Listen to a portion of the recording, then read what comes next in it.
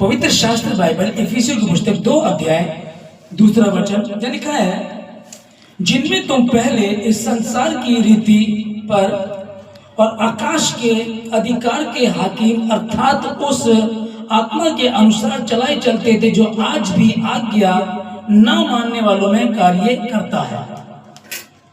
परमेश्वर के पवित्र वचन के पढ़े, सुने, समझे और कबूल के जन्म परमेश्वर की आशीष हो। हमें उपवास के दिन चल रहे हैं और इन्हीं दिनों में जब ये दुख भोग के दिन है, गुड फ्राइडे आने वाला है, हम सब लोग उपवास रखते हैं। जबकि उपवास इसलिए नहीं रखते हम लोग कि उस वचन के अनुसार जैसे बाइबल में लिखा है उसके अनुसार तो नहीं है, पर ये हम उपवास रखते हैं। और इन्हीं दिनों में गुड फ्राइडे होता है, जब हमारे पिता अर्थात उद्धारकर्ता अर्थात प्रभु यीशु मसीह को क्रूस पर चढ़ाया जाता है। उससे पहले उसकी बहुत बुरी दशा की जाती है, इसको समझिएगा। तो जब हम लोग उपवास इन दिनों में रख रहे हैं, इन्हीं दिनों में क्योंकि हम संसार में रहते हैं और अन्य जातियों के त्योहार भी इसमें होते हैं, तो हाल ही में होली का त्योहार है। कई सारे क्रिश्चियन लोगों को मैंने देखा जो होली भी मनाते हैं ना, तो वो कहते हैं कि हम जी अन्य जाति के बीच में रहते हैं, अगर हम उनके साथ शामिल नहीं होंगे तो अच्छा नहीं है। तो ये आपकी मर्जी, आपको क्या करना, जबकि बाइबल इसके विषय में मना कर है। कैंसर की बीमारी है और आपको बता दिया कि अब उनकी मौत होने वाली है। समझिएगा इस चीज को। क्या तब हम ऐसा कर सकते हैं? क्या रंग लगा सकते हैं, लगवा सकते हैं? नहीं लगवा सकते हैं, नहीं होगा ऐसा। हम दुखी रहेंगे, परेशान रहेंगे कि हम पापा की सेवा कर रहे हैं, डॉक्टर ने मना कर दिया। तो वही अब लीजिएगा कि प्रभु यीशु मसीह 40 दिन बाद क्रूस पर चढ़ाए जाएंगे, मारा जाएगा, घसीटा जाएगा, कीले ठोकी जाएंगी, उसको थप्पड़ मारा जाएगा, उसके मुंह पे थूका जाएगा। जब ये दुख भोग के दिन चल रहे हैं, हमारे दुख भोग के दिन चल रहे हैं कि मेरे उद्धारकर्ता को वाकई अगर मसीह में वाकई अगर उद्धार पाया, वाकई यदि जीवन पाया यीशु मसीह के द्वारा, तो क्या हमको हमारे अंदर इतनी जलन नहीं होनी चाहिए, इतनी पीड़ा नहीं होनी चाहिए, इतना दर्द नहीं होना चाहिए कि वो उद्धारकर्ता 2025 वर्ष पूर्व दुनिया में आया मेरे गुनाहों के लिए, मेरे पापों के लिए। तो क्या हमें ऐसा नहीं करना चाहिए कि हम सावधान रहें, मूर्खता ना करें, ना समझे ना करें, इन दिनों में समझ करके चले कि हे प्रभु मुझे क्षमा कर, हे प्रभु मेरी सुधि रहे। उपवास रखते हैं, प्रार्थना करते हैं और कैसे शुद्धता दिखाते हैं, हम पवित्र कैसे रहते हैं परमेश्वर के प्रति, वैसे ही हमको रहना चाहिए। कई बार मैंने लोगों को देखा, क्रिश्चियन लोगों को, कि वो लोग होली खेलते हैं, फेसबुक पे डालते हैं होली खेलते हुए। उनको बिल्कुल भी इस बात की शर्म नहीं आती, इस बात की चिंता नहीं होती कि क्या हम सही कर रहे हैं या हम गलत कर रहे हैं। क्योंकि क्या होता है कि मेरी प्रजा मेरे ज्ञान के न होने के कारण नाश हो जाती है। पवित्र शास्त्र बाइबल ऐसा बताता है। जिस वचन को हमने इफिसियों 2 अध्याय 2 वचन में पढ़ा है, यह लिखा है कि जिनमें तुम पहले संसार के हाकिम अर्थात आकाश में उस आत्मा के अनुसार चलाए चलते थे, जो आज भी, जब प्रभु को नहीं जानते थे, जब उसके अनुसार चलाए चलते थे, आज जब मसीह में, आज भी आज्ञा ना मानने वालों में कार्यशील है। कितने लोग पर दुखी होते हैं। कई बार किसी का डाइवोर्स हो गया, कई बार कोई घर में एक्सपायर हो गया, कई बार बच्चों ने सुसाइड कर लिया, कई बार बच्चे बिगड़ रहे हैं। तब वो आते हैं प्रभु के पास, तब वो पास्टरों से बात करते हैं, पास्टर जी ऐसा हो गया, पास्टर जी ऐसा क्यों हो गया। कारण क्या है? क्योंकि अज्ञानता, मूर्खता, ना समझी। क्या हमको इतनी समझ नहीं होनी चाहिए कि दुख भोग के दिन चल रहे हैं? मेरे प्रभु को उद्धारकर्ता मसीह यीशु को इन्हीं दिनों में अब से समझ लिए शुरू हो जाती है वो चीजें, वो स्टोरी शुरू हो जाती है। दुख भोग के दिन वो 14 मुकाम वो पहले चलता है, फिर गिर जाता, फिर उठता है, फिर गिर जाता, क्रूस को लेकर के चलता है, उसके कोड़े मारे जाते हैं, उसकी खल खींची दी जाती है, उसकी हड्डियां नजर आती हैं। और अब हमें कितना सोचना चाहिए ना। मेरा कहने, मैं किसी पर इल्जाम नहीं लगा रहा हूं और मेरी कलीसिया बहुत अच्छी है, पर मैं ये कहना चाहता हूँ जो कुछ लोग ऐसे हैं कि जो इस तरह की हरकतें करते हैं। कई बार जो ऑनलाइन मेरे साथ जुड़े हुए हैं, जो जिनके पास में जाता हूँ, कई बार मीटिंग्स लेता हूँ, पर कई बार में पता चलता है कि इस तरह की हरकतें करते हैं। तो परमेश्वर जिंदा है, सच्चा है और फिर वही बात है, देखो फिर वही आती है कि परमेश्वर ने स्वयं की इच्छा दी है आपको होली खेलनी, खेल लीजिएगा, नहीं खेलनी मत खेलिएगा, आपको स्वयं की इच्छा दी गई है। अगर परमेश्वर हाथ पकड़ के रोकता तो वो पहले प्राणी हव्वा को कह देता, हव्वा तो उस फल को क्यों खा रही है, आदम को कह देता तू क्यों खा रहा, लेकिन परमेश्वर इंटरफेयर नहीं करता, वो बिल्कुल भी तुम्हारा हाथ पकड़कर नहीं रोकेगा, क्योंकि उसने ये पुस्तक लिख करके दे दिए, आप इसको पढ़ेंगे, इसके अनुसार चलेंगे तो निश्चय आशीषित होंगे।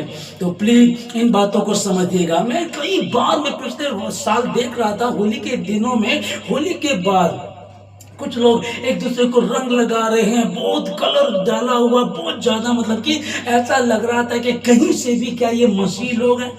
अब कुछ लोग ये कहेंगे उससे क्या फर्क पड़ जाता, तो मैंने आपको वचन बता दिया, इफिसियों 2 अध्याय 2 वचन को ले लीजिएगा, और फिर ये यिर्मयाह की पुस्तक 10 अध्याय 2 वचन को लिखा है, वहां लिखा है कि आप इसको पढ़ लीजिएगा, अच्छा रहेगा, क्योंकि परमेश्वर का वचन बता रहा है कि अन्य जातियों की चाल को मत सीखो, ना उनकी तरह इस तरह के कामों को करो। और या इफिसियों 2 अध्याय 2 में भी परमेश्वर का वचन उपवास दुख भोग के दिन। अभी देखिएगा जब दानियल ने 21 दिन तक लिखा कि 3 सप्ताह तक मैंने कोई स्वादिष्ट वस्तु नहीं खाई, ना अपने शरीर पर तेल लगाया, तो उसने उपवास रखा। मतलब कि जब उपवास रख रहा था तो मनन कर रहा था, वो उपवास रख करके परमेश्वर के साथ संगति कर रहा था।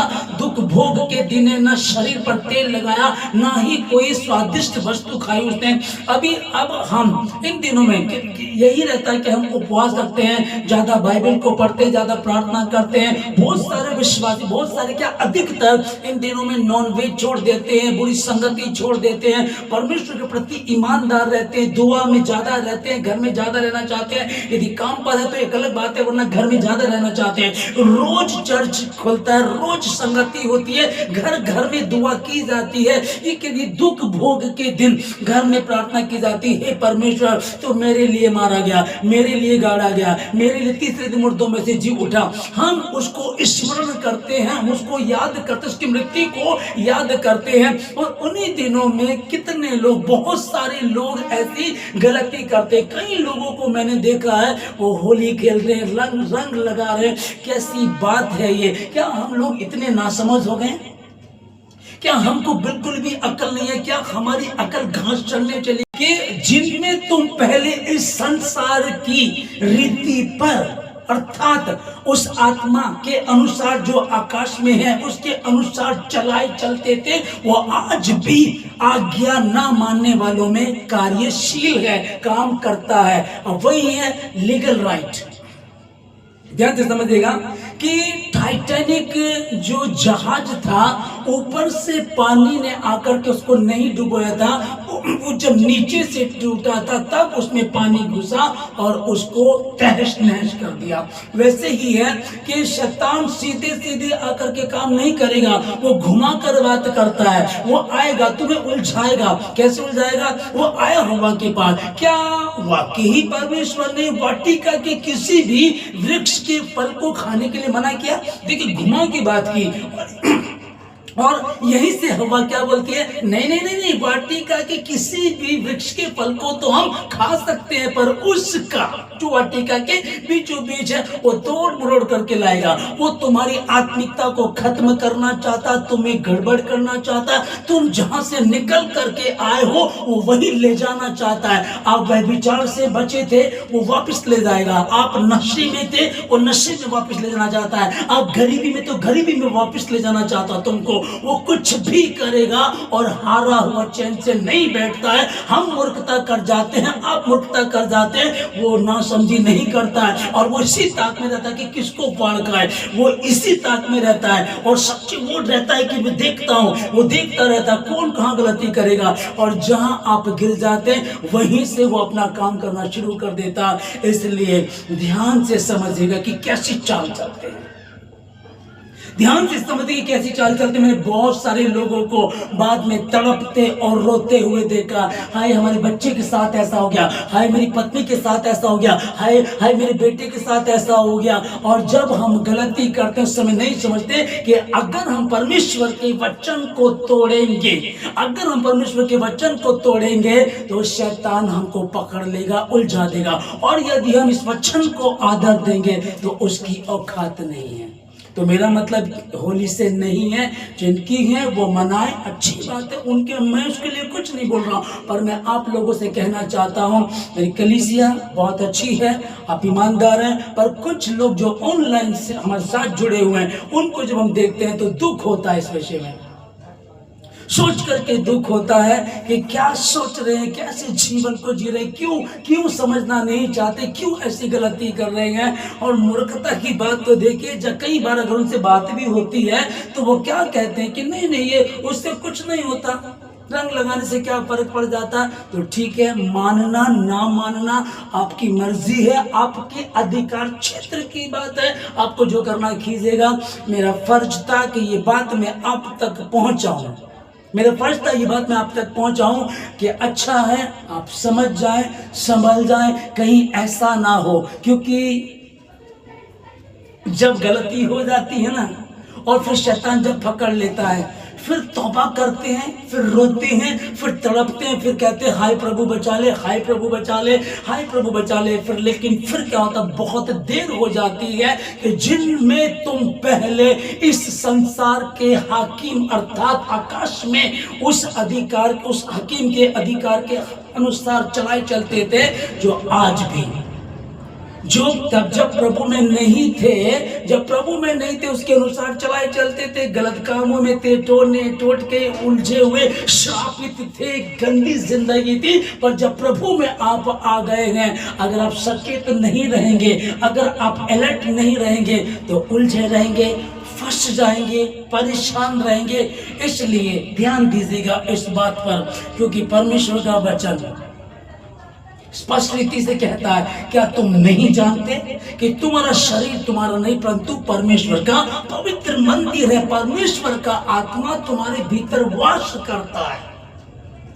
जब परमेश्वर का आत्मा मेरे भीतर वास करता है तो कैसे कोई गड़बड़ी, कोई अंधकार की शक्ति, कोई गलत चीज, गलत काम मैं कर सकता हूँ? नहीं कर सकता, लेकिन फिर भी करते हैं। मैं यही कहना चाहूंगा, 2025 कठिन है, प्रार्थना करें, उपवास रखें, परमेश्वर के वचन को ज्यादा पढ़ें, संगति करें, डेली संगति चली रही है, डेली वचन पढ़े जा रहे, प्रार्थना की जा रही है। प्रभु आप लोगों को बहुत आशीष दे और बचे रहिएगा, अंधकार की हाकिम की शक्तियों से बचे रहिएगा, इन उलझनों से बचे रहिएगा। मेरे पिता बीमार है, कैंसर है, 40 दिन बाद वो क्रूस पर मर जाएगा, 40 दिन बाद ये कैंसर से मेरे पापा की मौत हो जाएगी। इस बीच कोई दोस्त ना तो मुझे रंग लगा सकता है और ना ही कह सकता, उल्टा होना ही चाहिए कि अगर कोई आपका दोस्त अन्य जाति का है तो वो आए और तुम्हारे दुख भोग में तुम्हारे साथ शामिल, और वो कहे कि मैं भी तुम्हारे साथ हूं,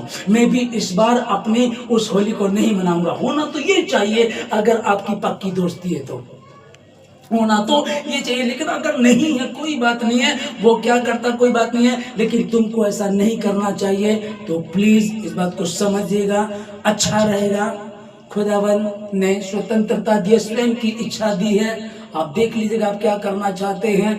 प्लीज उपवास के दिनों में हिंदुओं की होली भी होती है, और हम क्रिश्चियन लोग इन संसार में रहते तो हमारे आसपास वो लोग रहते हैं, हमारा बहुत, परमेश्वर ने प्रेम करने के लिए कहा कि अपने पड़ोसी से अपने समान प्रेम कर, परमेश्वर ने कहा कि उन लोगों के लिए प्रार्थना कर, परमेश्वर ने कहा किसी से नफरत मत कर, ये बहुत अच्छी बात है। लेकिन परमेश्वर ने ये नहीं कहा कि हम उनके जैसे काम करें, क्योंकि कुछ लोग बोलते हैं कि पौलुस कहता है कि मैं जैसे में गया वैसा हो गया, तो इसका मतलब तो पौलुस जब दारू पीने वालों के बीच में जाएगा तो बोलता होगा कि एक पैक लगाओ, या किसी व्यभिचारिणी स्त्री के जीवन को बदलने के लिए पहले उसके साथ वो व्यभिचार करता होगा। आपके अगर कुछ लोग जो बोलते हैं उनके अनुसार मैं इस बात को बोल रहा हूं, लेकिन ऐसा नहीं, जैसों में गया वैसा। प्रभु तो कह रहा है कि अन्य जातियों की चाल को मत सीखो, अन्य जातियों की चाल को मत सीखो, ना उनकी तरह आकाश की चीनों को देख करके भयभीत होना है। और यहाँ लिखा है कि जिनमें तुम पहले, इसलिए इसको ध्यान में रखिएगा। तो बड़ा दुख भी होता है कई बार कि फिर होली खेल रहे हैं, होली खेल के रंग लगा रहे हैं, खूब गाने गा रहे हैं, नाच रहे हैं, और ऊपर लिखा हुआ मसीह, जो भी नाम होता है, नाम के पीछे मसीह लिखा होता है। दुख भोग के दिन चल रहे हैं, दुखी हैं, उपवास रख रहे हैं। मुझे पता है कि मेरा पिता, मेरे प्रभु यीशु मसीह 2025 साल पहले क्रूस पर चढ़ाया गया था। अभी उसी रीति से हम लोग रखते हैं। अब 40 दिन बाद उसको क्रूस पर चढ़ाया जाएगा, बहुत बुरी दशा उसकी की जाएगी, पर हम बिल्कुल भी इस बात पर विचार नहीं करते, बिल्कुल भी हम ध्यान नहीं देते। वहां लिखा है कि पौलुस लिखता है कि मैं बार बार तुमसे कह चुका हूं और अब भी रो रो कर कहता हूं कि ऐसे कितने हैं जो अपनी बुरी चाल के कारण मसीह के क्रूस के बैरी हैं। जो क्रूस की कथा है, जो क्रूस के बैरी हैं, मतलब अपनी चाल चलन से, बुरे कामों से। आप समझिएगा कि इसमें तो बुरा कुछ नहीं है, लेकिन बुरा है ना। बुरे का मतलब आप खुद ही समझ लीजिएगा। जो मैंने उदाहरण दिया कि आपके पिता बीमार है, वो मरने वाले हैं, डॉक्टर ने मना कर दिया कि वो ज्यादा दिन नहीं जिएंगे, 1 महीने जिएंगे। उस बीच में क्या आप ऐसे काम कर सकते हैं? नहीं कर सकते, बिल्कुल नहीं कर सकते। इसलिए मेरी प्रार्थना है, सबसे पहले मेरी गुजारिश आप लोगों से कि ध्यान से वचन को पढ़िएगा। फिलिपियों 3:18 को पढ़ लीजिएगा कि क्रूस के बैरी है, पौलुस लिखता है। और जो यिर्मयाह 10:2 पढ़ लीजिएगा, अन्य जातियों की चाल को मत सीखो। इफिसियों 2:2 में लिखा कि जिनमें तुम पहले संसार की रीति अर्थात आकाश में जो सरदार है, शैतान है, उसके अनुसार चलते थे, वो आज भी आज्ञा न मानने वालों में कार्य करता है।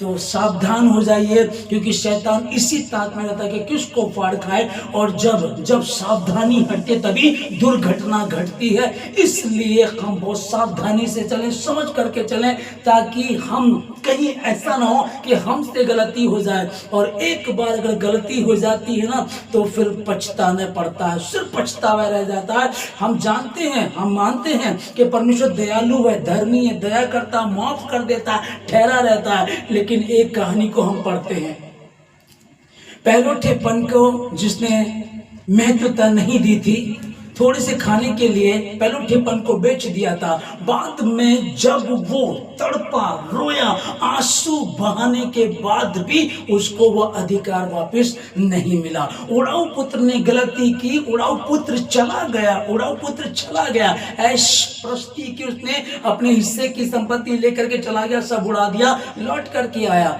अच्छी बात है, प्रभु ने क्षमा कर दिया, उस पिता ने क्षमा कर दिया। पर यह लिखा है, अब उससे वो अधिकार छीन लिया गया। उसे ये नहीं कहा कि जा करके अलमारी में से बेटा अपनी पसंद के कपड़े ले जा, अंगूठी पहन ले। नहीं, ये कहा गया अंगूठी ला करके उसको पहनाओ, जूती ला करके उसको पहनाओ, कपड़े ला करके उसको पहनाओ। अब मतलब पहले उसके पास अधिकार था, वो अलमारी को खोल सकता था, लेकिन अब वो अधिकार नहीं रहा। तो कुछ बातों को आप समझदार हैं, आप विद्वान हैं, बाइबल को पढ़ते, प्रार्थना करते हैं, परमेश्वर आपको बरकत दे, परमेश्वर आपको समझाए।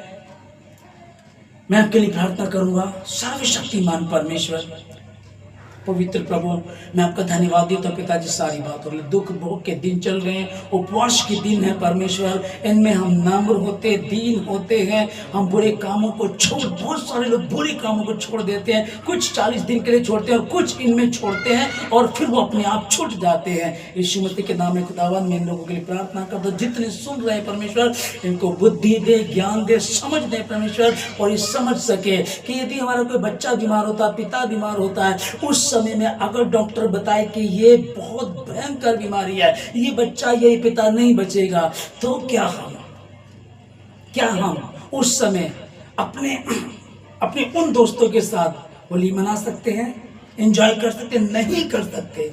तो फिर हम यहाँ क्यों नहीं समझ पाते? इनको बुद्धि दें, समझ दें प्रभु, ताकि समझ सके।